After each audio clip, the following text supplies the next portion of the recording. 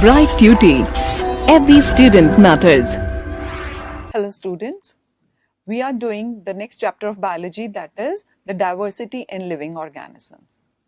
In my previous video, I have taken up the first part of the chapter, that why do we classify organisms, how are they classified, and what are the 5 basic kingdoms in which organisms are classified.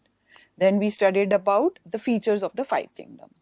Now, in this section, I will take up in detail classification of the kingdom Plantae. How different plants, they can be classified into different groups.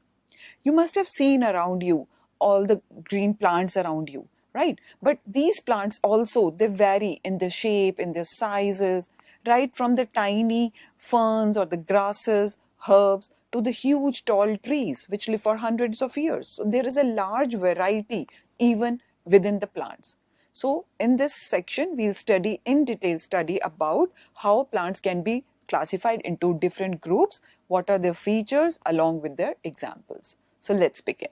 This is the flow chart, the Plantae, okay, about the Plantae, how they are classified into different groups. So this flow chart will really help you understand the differentiation into different groups.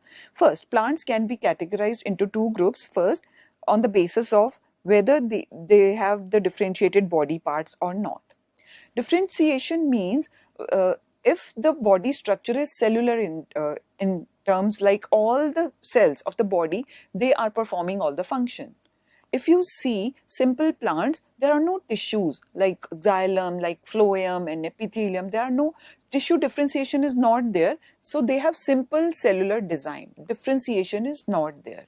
On the other hand, some plants have very complex tissue differentiation. So the plants which do not have differentiated body parts, they are called Thallophyta. So this is a group which is called Thallophyta. They do not have differentiated plant body, like they do not have parts like stem or leaves or root or branches. On the other hand, plants which have differentiated body parts, they can be further divided into 2 categories without specialized vascular tissues. I hope you remember from the chapter tissue that vascular tissues are xylem and phloem, which help in conduction of water minerals and other materials from one part of the plant to another. So the plants, although their body parts are differentiated, but they do not have vascular tissue, such a subgroup is called Bryophyta. On the other hand, those which have differentiated body parts but they also have vascular tissues, but they do not produce seeds. Such a group is called Pteridophyta. In this case, P is silent, so we pronounce it as Pteridophyta. So Thallophyta, Bryophyta and Pteridophyta. If you see, one common feature in them is that they do not produce seeds. Alright, so these 3 actually are grouped together. This sub-kingdom is called Cryptogamy. So Thallophyta, Bryophyta, Pteridophyta, they are under a sub-kingdom Cryptogamy. On the other hand, another sub-kingdom is Phanerograms, which produce seeds. So Cryptogamy, which do not produce seeds, Phanerograms, which do produce seeds. So Phanerograms can be further divided into 2 categories, gymnosperms and angiosperms. Gymnosperms which produce naked seeds. Naked seeds means the seeds are not enclosed within the fruit. So they are either in the cones. So seeds are not inside the fruits. And on the other hand, we have angiosperms which bear seeds inside the fruits. So all the flowering plants, all the fruit trees you see, they fall under this category of angiosperms. Now, angiosperms are further classified as dicots and monocots. So, if you have seen any seed, the seed have cotyledons or the seed leaves. All right. So, if they have 2 seed leaves, then they are called dicots. For example, take the example of almonds. If you soak almonds and then you peel it, you will see 2 cotyledons within it under the peel. So, they are dicots. But certain seeds are monocot, like rice or wheat. If you see, the rice has only 1 cotyledon. You cannot separate them into 2 seed leaves even after soaking. So they are monocots. So angiosperms, depending upon the number of cotyledons in the seed, they are divided as dicot and monocot. So let's see this flow chart again.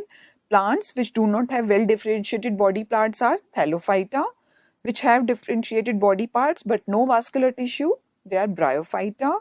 Then plants which have differentiated body parts as well as vascular tissue but do not produce seeds, they are pteridophytas. Then those which differentiated body parts, vascular tissue and produce seeds, they all are called phanerogams.